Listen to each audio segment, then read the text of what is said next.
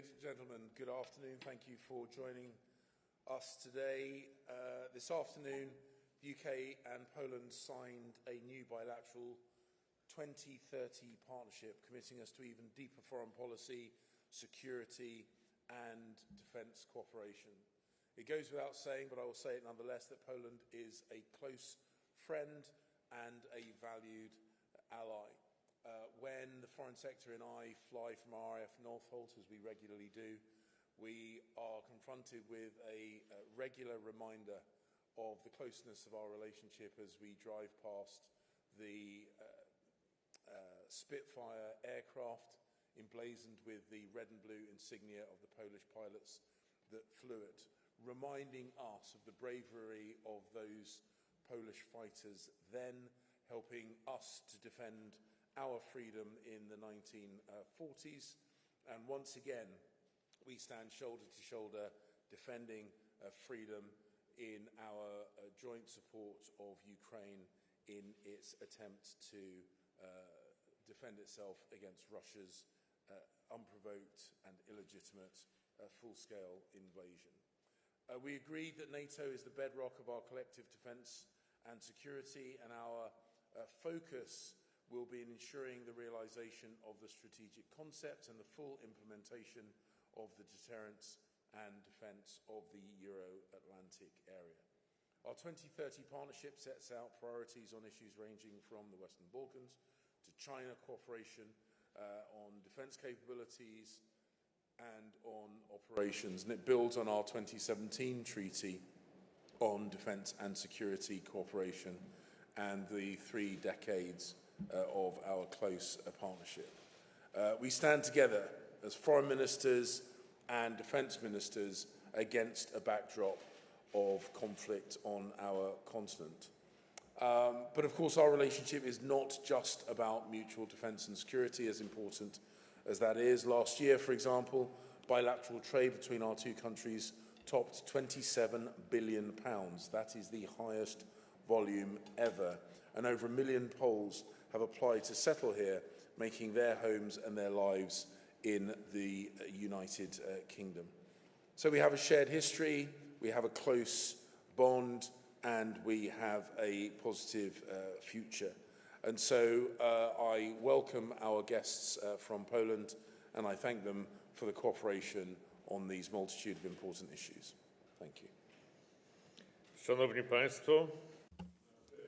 Ladies and gentlemen, our meeting today is a continuation of these talks that take place in the quadriga format traditionally, which are a milestone and a firm base of our bilateral cooperation. It is also something exceptional, which stresses, as my colleague has just pointed out, close cooperation and partnership, both in the area of foreign policy and in the area of security. The meeting in London this year takes place as a special time. Beyond the Poland's eastern border, there's a war. And soon, the summit in Vilnius, the NATO summit in Vilnius, will bring crucial decisions regarding the future of our alliance, and our British allies and friends have been the right partners to discuss the preparation for this summit and also our common approach to the global issues. And I can confirm that our points and views are highly convergent.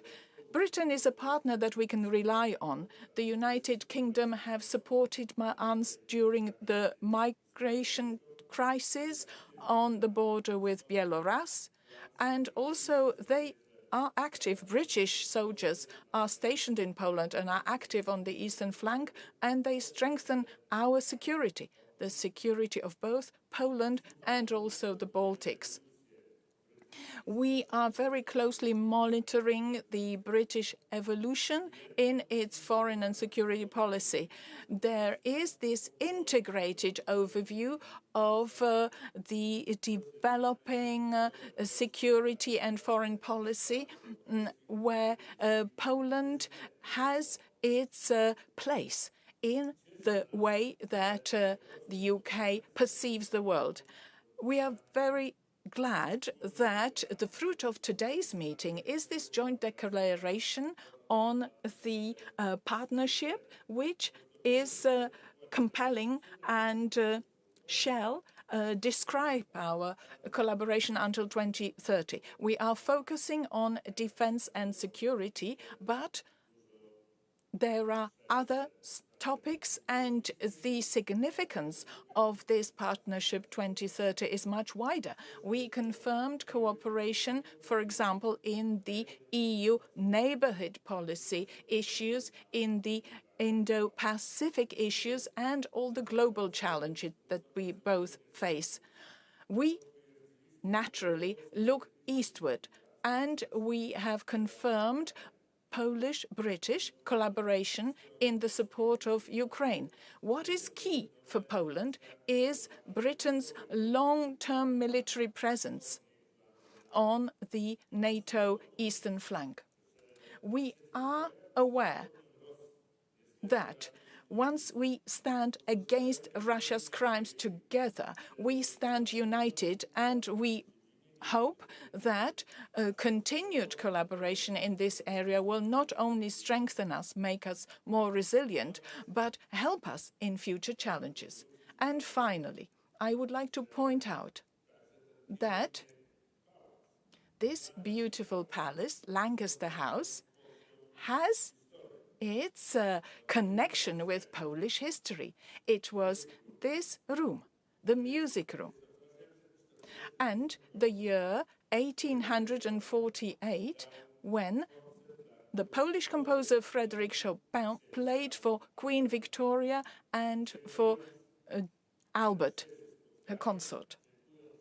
I would like to thank you for today's meeting. I would like to thank you for those productive talks that we held, and for the Polish-British relations being again reconfirmed, re-established, and I can reassure everybody we are looking forward to future cooperation. Welcome to have a quadriga where we all sit down together and pretty much agree on nearly everything on the agenda. It's a nice change, often together, and it reflects our deep and long history of friendship. Over 150 years we have been military allies, and in the connection to history, my own mother's family hosted Polish officers in the Second World War in Scotland during that process. It is a long-running, deep alliance and friendship, and no one should be surprised, least of all the Kremlin, how in step we were together in resisting Russia's invasion of Ukraine and providing the very real support to Ukraine in resisting that illegal invasion. Britain and Poland puts its money where its mouth is. It hasn't just condemned Russia with words, it has condemned Russia with its direct support to Ukraine, using Polish airfields to help get into Ukraine the very important equipment that was needed right from the start.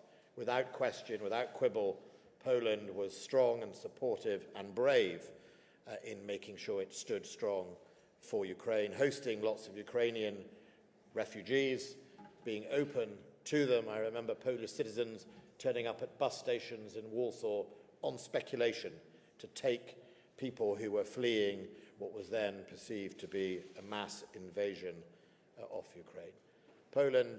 Without Poland, there would not have been the resistance that we see successfully in Ukraine.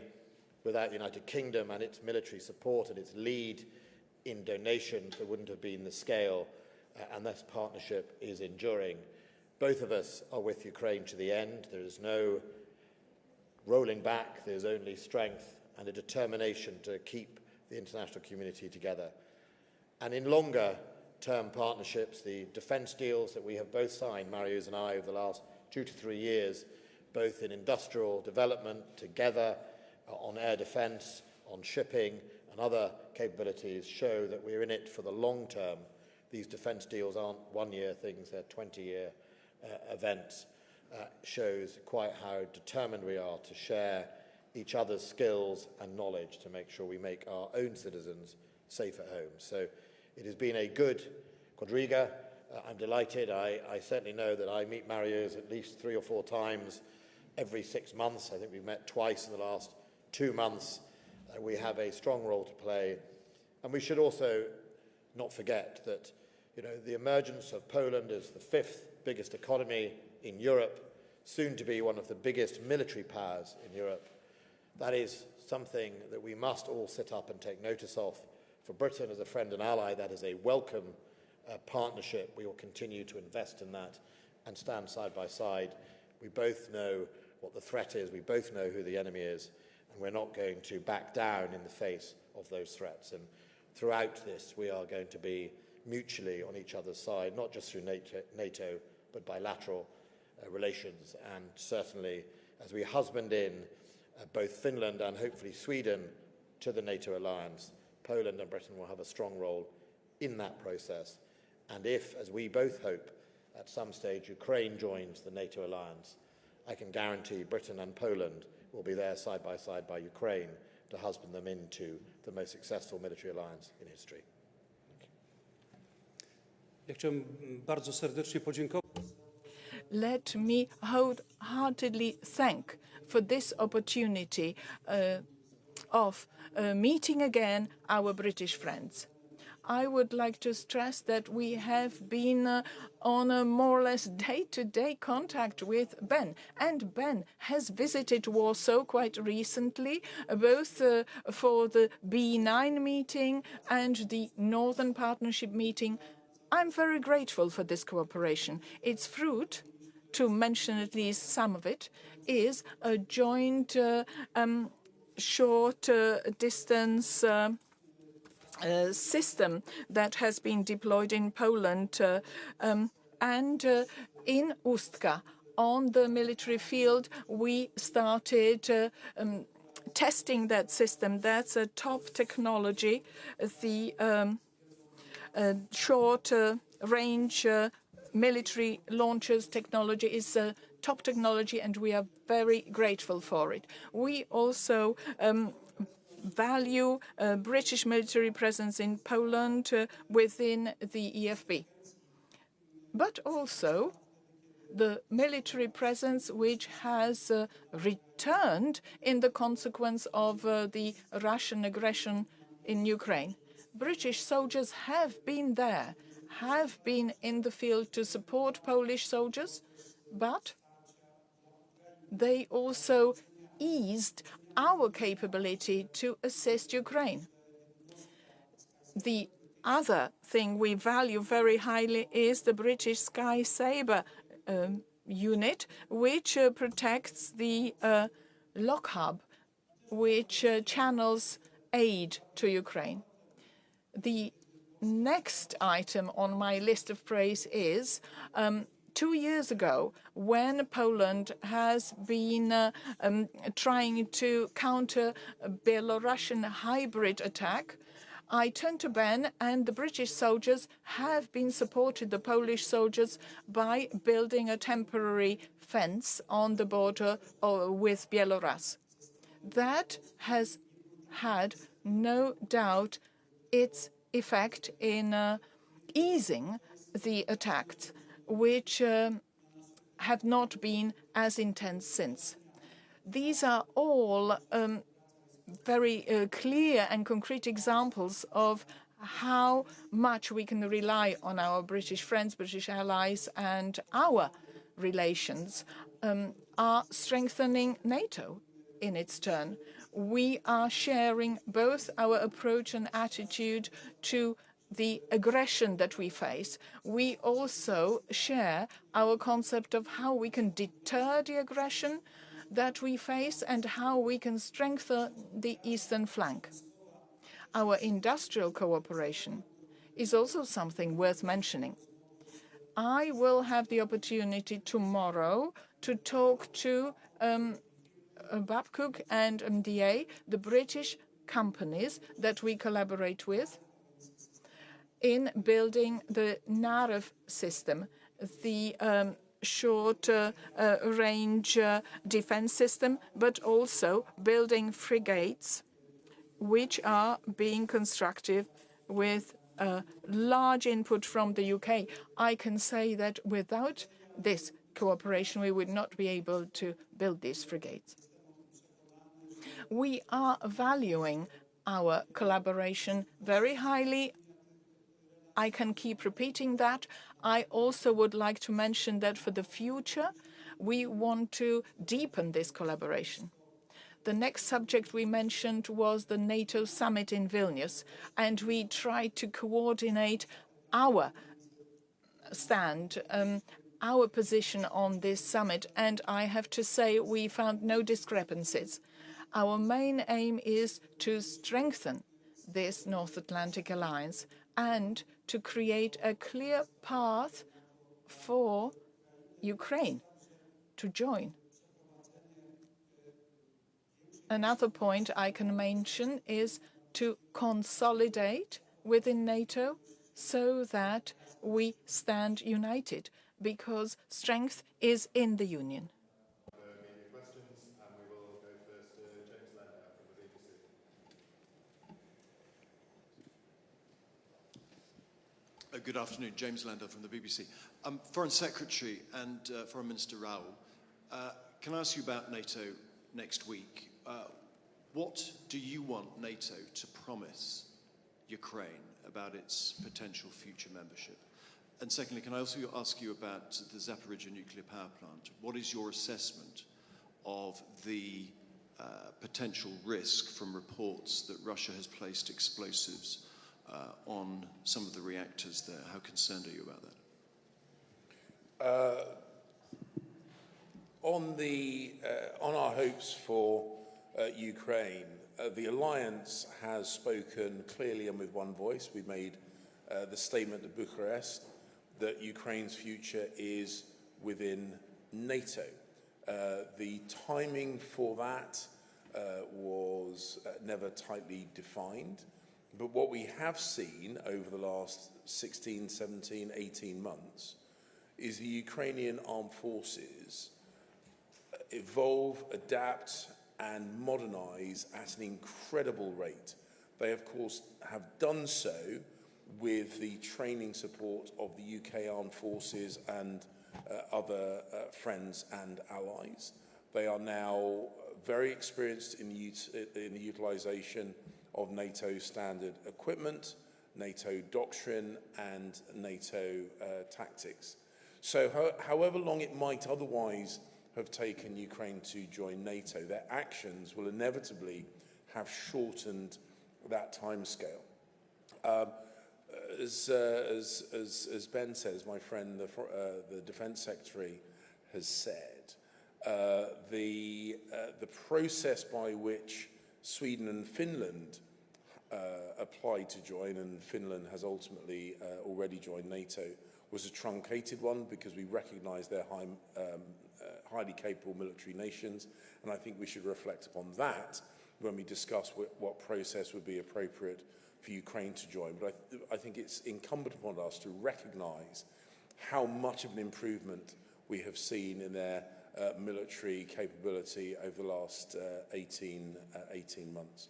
And with regard to the Zaporizhzhia nuclear power plant, of course I saw the reporting that has broken overnight. Obviously I'm not going to comment on any of our domestic intelligence assessments, but the broad point, the general point, is that we would not even be having discussions of this nature were it not for the fact that Vladimir Putin initiated an unprovoked full-scale invasion of Ukraine last year. We should never lose sight of the fact that the damage to civilian infrastructure, the damage to Ukrainian energy infrastructure, the rape and murder of Ukrainian people, the theft and deportation of Ukrainian children, and these risks to nuclear power installations are all a direct result of Putin's illegitimate and unprovoked invasion of Ukraine. And the sooner that we can draw this to a successful conclusion, where Ukraine gets sovereignty of its own country back, the sooner these issues will be put behind us. We've got to move on, James, sorry. Could I? Sorry. Could I answer this? Panie redaktorze, my... Sir, we in Poland, what do we in Poland expect from that summit? Well, what we expect is an unequivocal confirmation, without any doubt, a confirmation that the future of Ukraine is in the NATO as a full-fledged member. The situation compared to the Bucharest summit in 2008 has changed. Ukraine has confirmed, and it paid an extremely high price for the fact, confirmed that it is part and parcel of the Western security architecture, that Ukraine fights for European values, for our values, and on the eastern flanks, we can see the fight for our freedom, for our safety and security. That is why we have no doubt that on this summit, Ukraine will become institutionally closer to NATO. There are issues already which raise no doubts that this bond has to be institutionalized. We are discussing it, and Poland stands very clearly on trying to bring Ukraine closer to NATO on the institutional level, to help align Ukraine's political and military structures to those that are standard within NATO. Once that happens, our closeness will be confirmed. And once those conditions will be met, we can start thinking of a relatively quick pace in bringing Ukraine to NATO. And now, the nuclear power plant in Zaporizhia, that is what your second question was about. We in Poland have our own opinion confirmed by the experience of long generations of Poles regarding Russia's step. Russia is predictable in its unpredictability. That's what we say. And that includes the minds of the majority of the blocks of the units in this nuclear power plant. As James has put it, it would not be right for me to speculate now, to speculate on what will happen, what may happen. But I can reassure you that in any new unprecedented situation, both Poland and the UK will respond accordingly.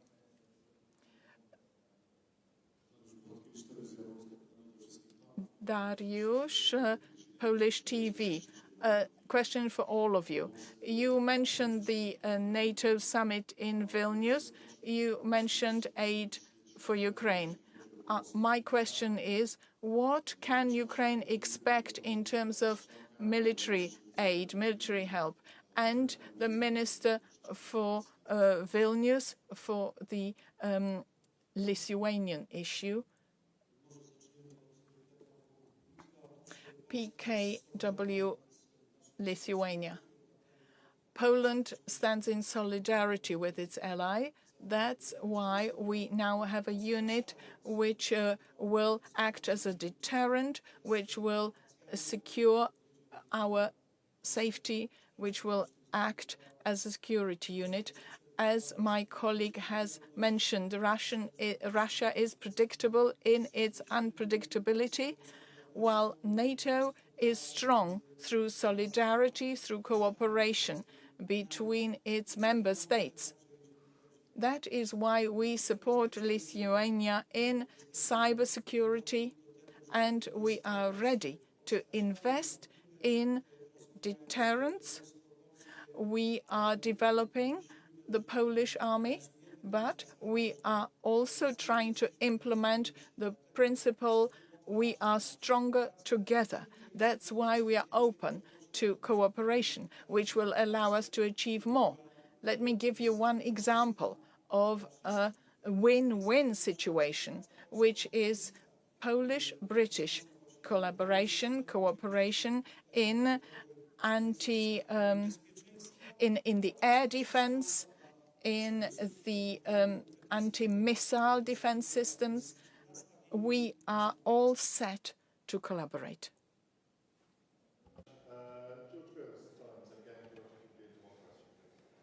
George Cruz, The Times. Probably George Cruz.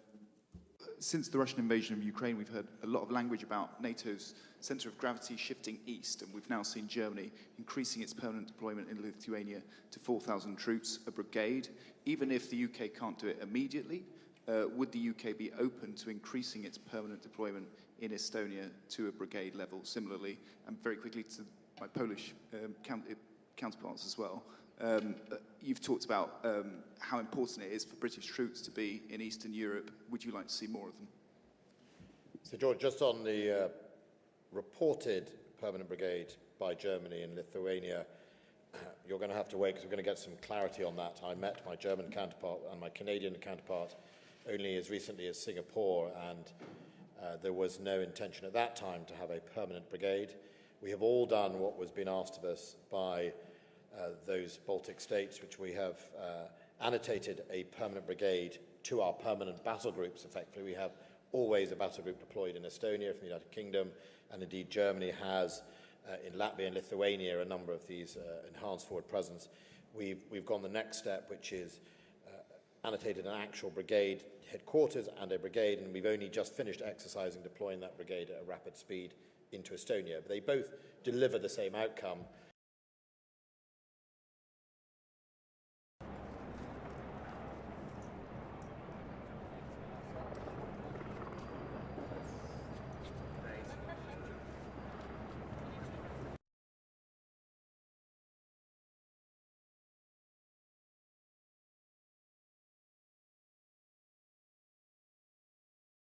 Ja chciałbym dodać, że wojska brytyjskie.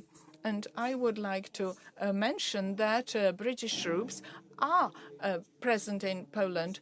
There is a battle group which is headed by the Americans, commanded by the Americans, and we highly value the British troops in Poland. Ben Wallace has been with me, and we witnessed the exercises in the north of Poland, which is really important. There is a Suwałki land border between Poland and Lithuania, a corridor of 60 kilometers, where we have Bielorussia on one side, which, operationally speaking, we can say is like Russia. On the other hand, you have Kaliningrad, which is Russia proper. So to have a location for our allies in this particular point is crucial for the security of NATO as a whole.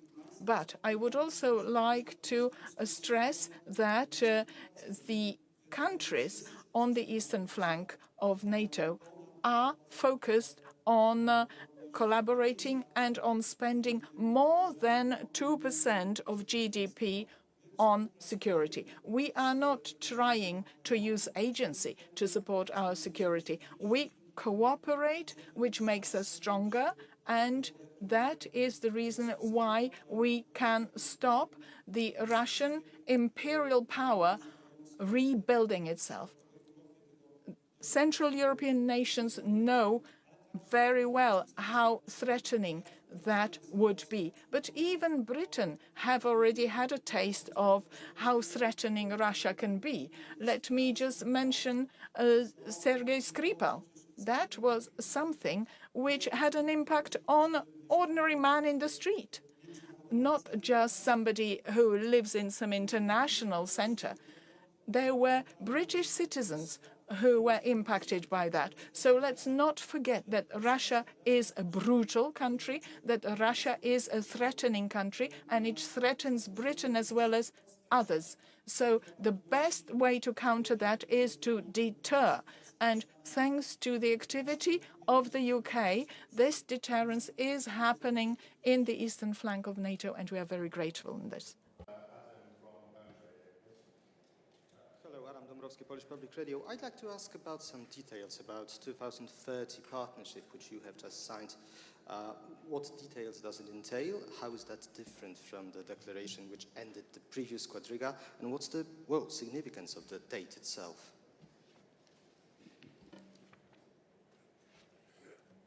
Thank you. Well, this is an evolution of an already strong partnership, and we've joked.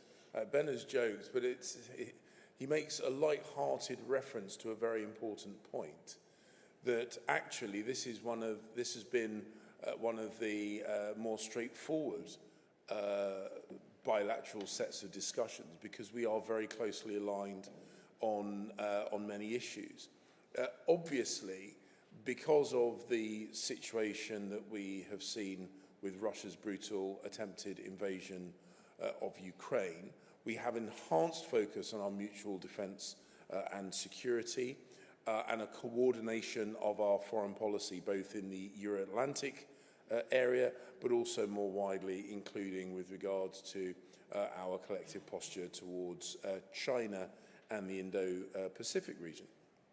Ben has already mentioned that, the respective defence ministers have already spoken about direct enhanced cooperation on equipment, military technology, and the shared use, the shared development of that. And when you have something as significant as Russia's brutal invasion of Ukraine, it is important that you do a stocktake of the pre-existing relationship. It is in a good place.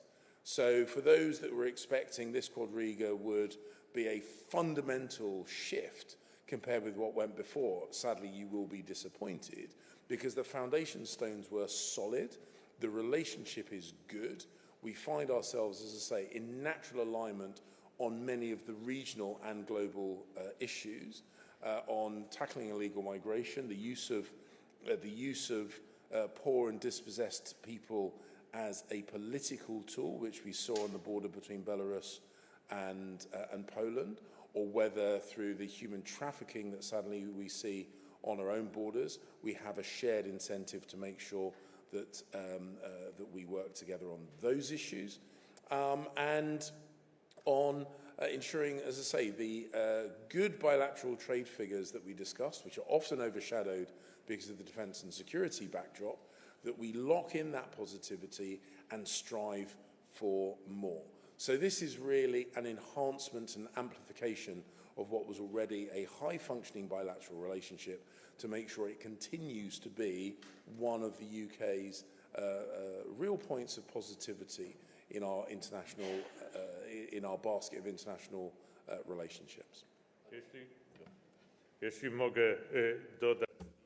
If I may, let me add to this evaluation of my friend James. What really matters here is that both the UK and Poland have reached this stage of our collaboration by evolution, by collaborating, cooperating in all areas that have been mentioned here. But what really matters here is the moment when we announced and signed this declaration.